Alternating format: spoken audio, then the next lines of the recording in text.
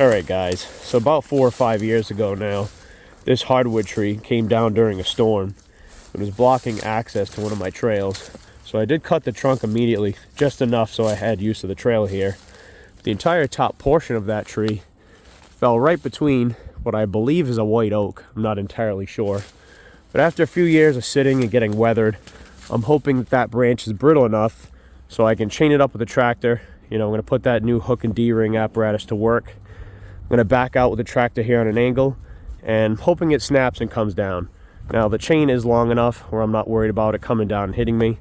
So let's give it a go, and best of luck to me.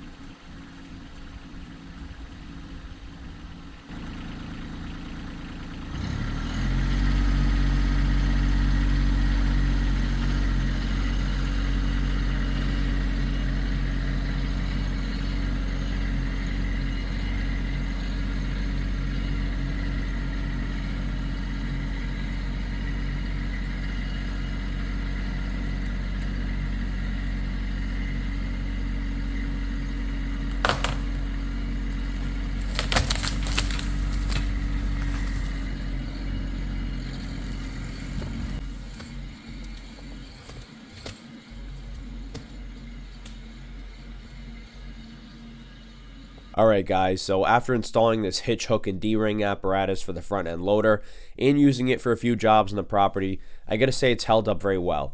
Even though I wasn't able to install the rear bolts because of the shape of my front end loader bucket, the 4 bolts will suffice for the tasks that I'm using it for. So prior to filming, I did use it once to drag a huge 20-inch thick pine that was about 80 feet tall, and it handled perfectly fine. Prior to installing this, I was placing a single hook on the back lip of the bucket here, but with the steel D-ring plate, I have more peace of mind because the hook can't slide.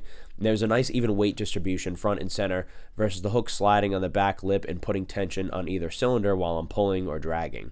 I bought a 16-foot chain, cut the end with an angle grinder to make up this double hook and link setup.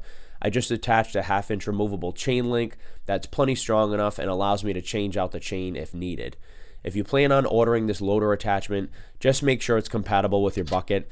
This one fits snug on the front portion of my LX2620 bucket, but make sure the top portion of your bucket is wide enough to install all 6 bolts, especially if you're frequently doing heavy-duty tasks with your tractor.